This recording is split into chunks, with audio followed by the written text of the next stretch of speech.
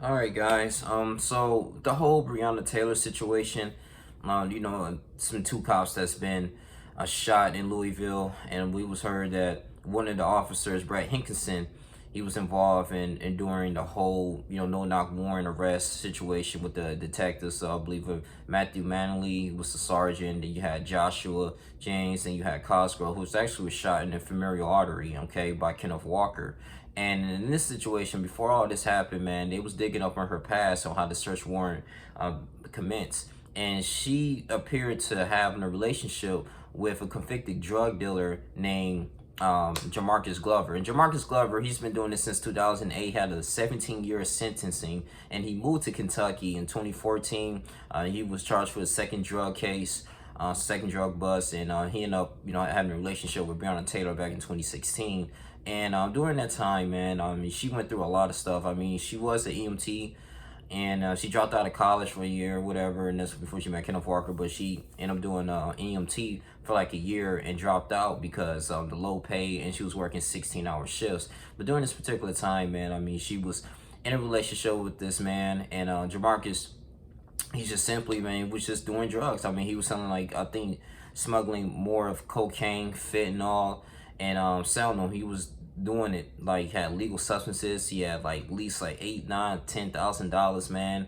It was actually confirmed too that she actually used some of that money when he was getting in and out in jail in that relationship. She actually spent $7,500, to get him out of jail. And I'm looking like, man, so she's kind of in the entanglement, like entangled in a situation where he was doing, and it's very toxic in a way, because now, I just hate when brothers, sisters, especially sisters, man, get involved in situations with brothers that's misguided, man, and now so therefore they getting, messing with the feds, getting caught with the cops, man, and it was just pretty ridiculous. And so I believe Joshua James, they end up putting surveillance cameras around the 2400 block, 2419 block, that's just of Elliott, and it had huge line of 15-20 cars. Surveillance cameras was continuously recording of people getting in and out, and her getting in and out of the trap houses. And what he did was, Glover, he actually used his girlfriend's address, Taylor's address, to actually, have the packages shipped. And what he did was, they had recordings of him going back and forth, picking up the packages and going back into the 2400 block of Elliott to distribute the drugs, to his colleagues. And, this was a case that was continuously to build up. And I believe she had another boyfriend, Kenneth Walker, he met at the University of Kentucky. Marker, I believe he wasn't a drug guy. I mean, he was a warehouse worker. And I'm pretty sure he knew of the situation. So, fast forwarding, they put like surveillance cameras. I understood, like, 'cause they thought that Breonna Taylor, I think their whole intention was to arrest her, because they was brief, these detectives, they had, I think they had like just these vests on, and then pretty much they didn't really have any body cameras. But anyway, man, they didn't have any uniforms. It was like 10 officers lined up in the breezeway to go ahead and breach with a battering arm. And they was told that she was going to be alone. They wasn't suspecting that it was going to be a gentleman there, and they thought, their whole target was to get Glover around that time, because Glover had, pretty much history of going back and forth there. And they wanted to arrest him and, probably use excessive force on him. So that was the identifying target. But what really kind of just became messed up and disturbing is that as they approached, in the house around like 12:35 roughly, shortly before 1 a.m., they did knock.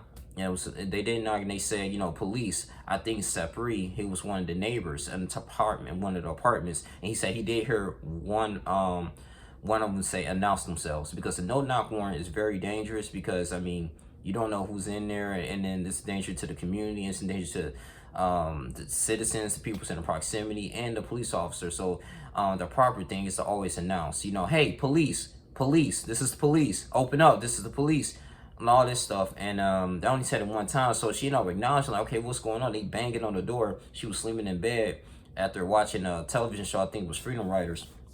After, she had a 16-hour shift, they had with the Texas Roadhouse and all that stuff, man. So they were chilling.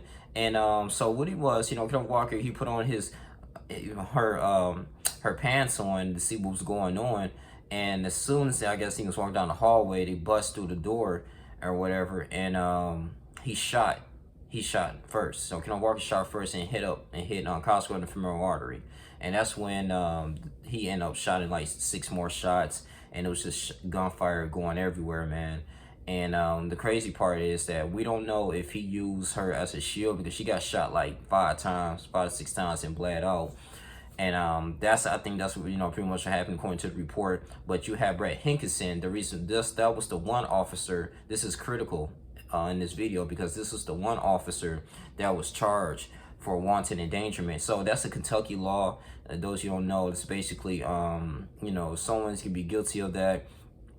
Just neglect of use of a, I guess, not premeditated crime. It's just neglect. All that is. And I guess like a little petty sentence. You get up to $10,000 fine and up to 5 years in prison for that. And they got him on that because he went out into the parking lot and started shooting ridiculously, and wasn't really aiming on the target. Wasn't aiming at anyone. He was just shooting because of the heat of the moment. Just shooting. And I don't know if she got caught up in the crossfire, but the crazy part is that, him and his bullets, he had to be accountable for every shot that he takes. And, what that was is that it went through like apartment of a pregnant woman. It went through apartment of a 5-year-old, so, I mean, innocent people could have got killed. So, I mean, they didn't, a lot of people's in civil unrest, and it's very saddened because one of those officers didn't get charged for the murdering of Breonna Taylor. And it's a touchy and it's a great situation, man. Kenneth Walker, they ended up arresting him and everything. Costco had to get an EMT to get on. He had to get a quick medical attention, and they ended up dropping the charges because he was charged for attempted murder of a cop, but they dropped the charges and everything, man. So they continuously to move forward. But that's when the whole thing, I guess recently, last week, they ended up getting a $12 million settlement to the Breonna Taylor family, man. But I mean, I listened to the jail recordings too back in the past here with her. This is all public knowledge. You can Google this. It was she was talking to I'm sorry, Breonna Taylor was talking to Glover, saying like, hey, I got you, I got the money, I love you and all this stuff. And the crazy part is, as soon as she died, hours after she died, Kiera, this was another woman, I think that was his baby mama.